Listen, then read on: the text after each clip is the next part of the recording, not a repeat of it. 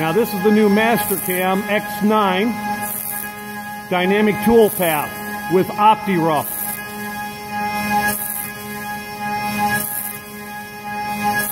We're running 12,000 RPMs at 500 inches a minute.